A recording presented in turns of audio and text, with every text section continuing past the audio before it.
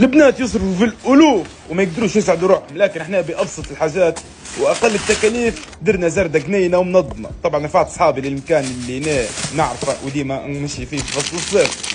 بدأنا بضاعتنا البسيطه اللي هي عباره عن شويه فواكه، درنا لها اتليجات صبينا عليها العصير، نظمنا لها حطيناها تسقع ونزلنا للميه المكان اللي حنمشي فيه صباحنا كله.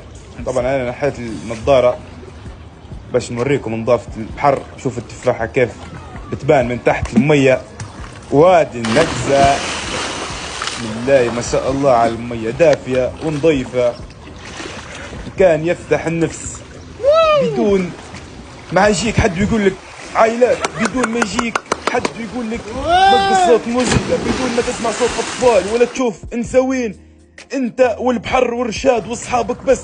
وهنا طبعا فتحت راس صاحبي بالتفاحة لانه بدا يتوهم ويدير في روحه.